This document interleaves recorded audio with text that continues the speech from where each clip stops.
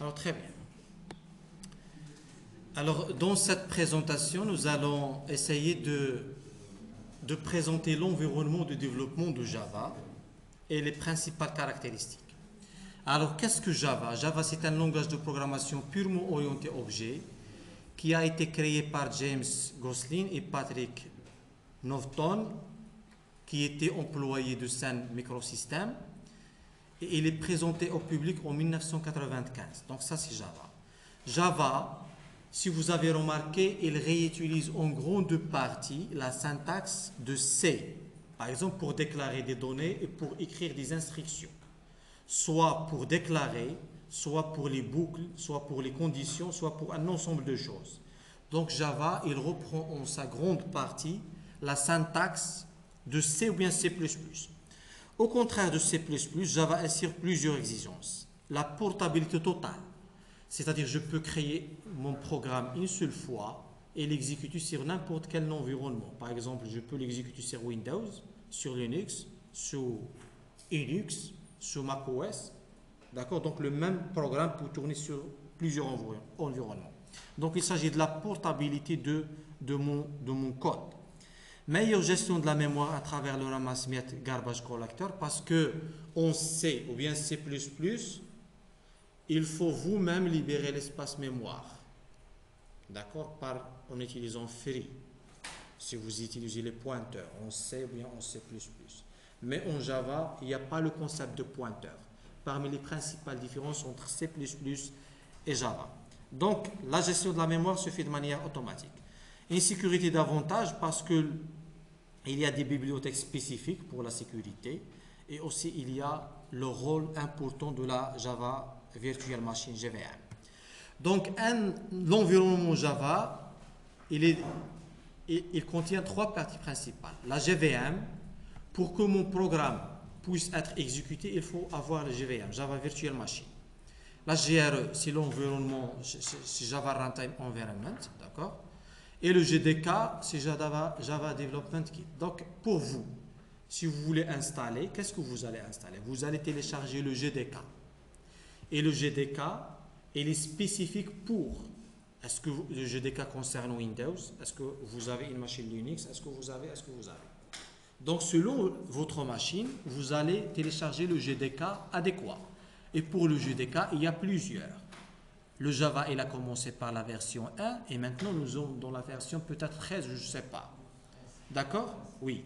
Donc, moi, je travaille avec la version 8 et c'est à vous de voir quelle version utiliser. Donc, il faut commencer par télécharger quoi? Télécharger le GDK. Et le GDK automatiquement contient le GRE.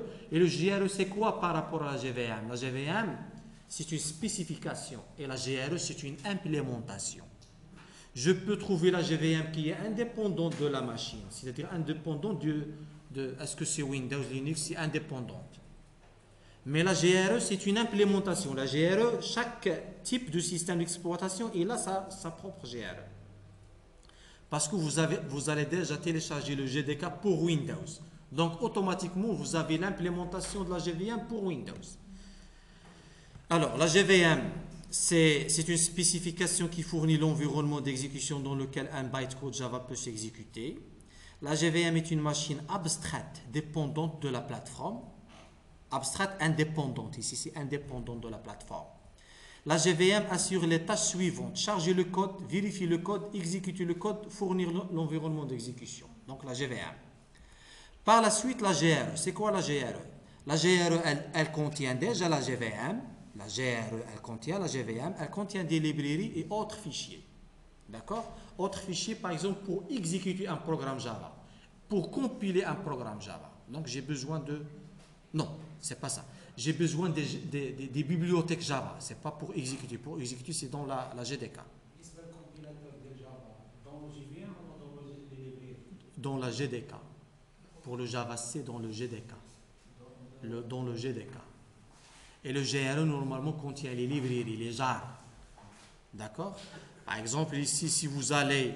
Moi, j'ai déjà installé Java sur ma machine. Si je vais parcourir ma machine, je vais, par exemple, aller ici.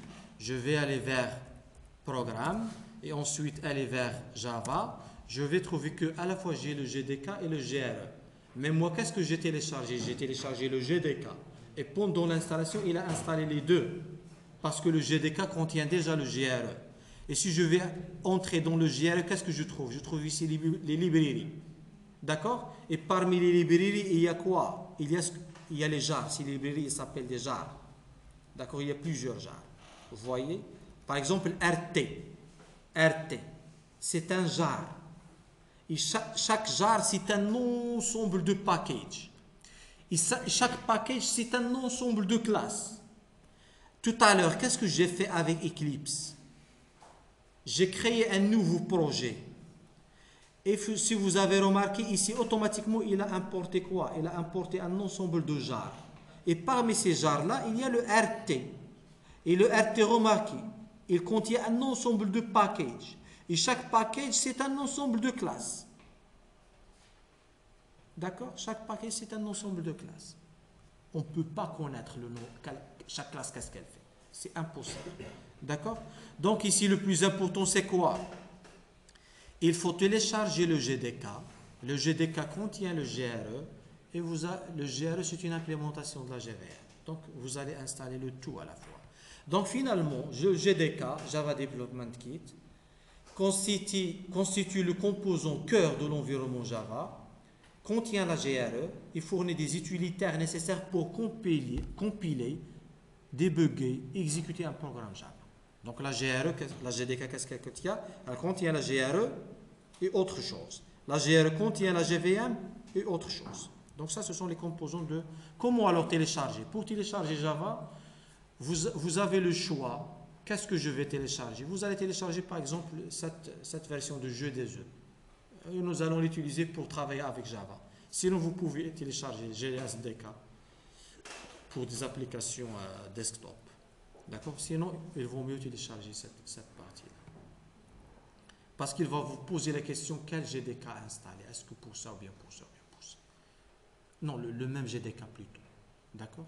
Vous allez télécharger un GDK 8, il contient tout le reste. Soit vous voulez travailler avec Java, simple pour les applications desktop, ou bien vous pouvez utiliser le même GDK pour le développement web. Alors, une fois installé votre GDK, vous allez avoir ce qu'on a montré tout à l'heure. Donc, on a le GRE et j'ai le GDK. Et dans le GDK, je peux avoir dans le bin, je peux avoir le Java C pour compiler. Je peux avoir le Java pour exécuter. D'accord? Donc Eclipse, par la suite, une fois l'installé, parce que Eclipse, c'est autre chose. C'est un logiciel de création de projet Java. Eclipse doit connaître le GDK. D'accord? Parce que pour compiler, pour exécuter, qu'est-ce qu'il va faire? Il va compiler et exécuter. Donc, il va faire appel à Java C et Java. Donc, maintenant, qu'est-ce que nous avons fait? Alors, nous avons téléchargé. Par la suite, vous allez télécharger, installer, voir le résultat. Et qu'est-ce que vous allez? Il faut mettre en place le Java. Il faut définir le path. Alors, pour définir ce path-là, il faut aller, s'il vous plaît, il faut démarrer, il faut aller dans l'espace de variable d'environnement. D'accord? Variable d'environnement. Je cherche les variables ici dans l'explorateur Windows. Je trouve modifier les variables. Je clique dessus. Je trouve ici variable d'environnement. Et j'ajoute ma variable d'environnement dans le path. D'accord? Est-ce qu'il y a déjà le Java ici? Non, oui, c'est pas ça normalement, c'est pas le bon chemin. Voilà, c'est ça, c'est exactement ça, c'est ce chemin-là. D'accord? Comment l'ajouter? Si vous n'avez pas ça, il faut aller dans variable d'environnement, aller vers modifier path dans la partie variable système, modifier, et vous allez cliquer sur nouveau. Nouveau quoi? Nouveau une valeur. Cette valeur, vous allez la copier, c'est ce chemin-là. C'est-à-dire où se trouve votre Java et Java C. Vous allez copier ce chemin et l'ajouter ici.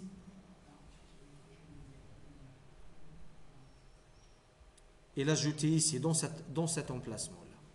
Moi, je l'ai déjà. D'accord? Donc, ce n'est pas la peine de le définir. Alors, une fois avoir ça, et avant d'installer Eclipse, parce que Eclipse, ce n'est qu'un IDE. Maintenant, j'ai installé le GDK. J'ai fait les configurations de ma variable d'environnement. Je peux créer des programmes Java avec n'importe quel éditeur. Je peux maintenant créer un programme Java avec bloc-notes. Parce que Eclipse, ce n'est pas du Java, c'est un éditeur qui facilite la tâche pour le développeur. Maintenant, je suis capable de faire classe, test, ou bien je vais la nommer programme, et je vais mettre ça. Est-ce que ma classe, elle est exécutable? Non. Public, statique, ou bien je fais ça par la suite. Je dois commencer par l'enregistrer. Je vais enregistrer ma classe, parce que j'utilise maintenant bloc-notes. Je vais la mettre dans un dossier, dans ces deux points que je vais l'appeler DWM. Je vais l'enregistrer. Je dois préciser ici le type tous les fichiers. Je dois donner le même nom que la classe. Pour que ma classe soit exécutable, il faut qu'elle porte le même nom que la classe. Ma classe, ça s'appelle comment? Programme. Donc mon fichier doit être appelé programme. J'ai enregistré dans DWM. Je peux aller vers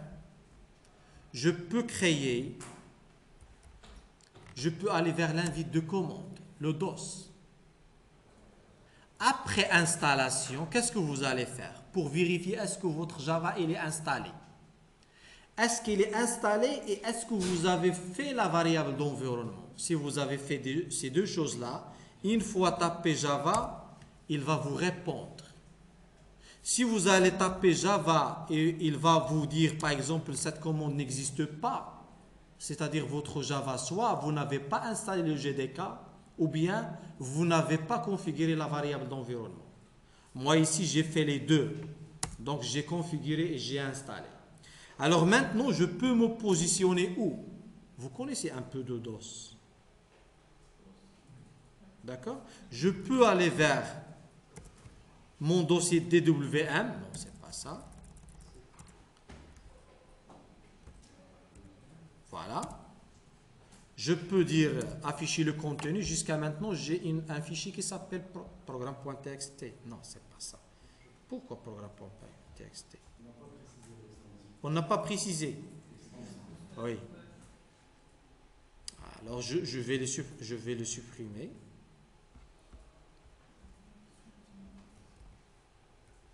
Il faut qu'il y ait une extension .java. Sinon, ça ne sert à rien.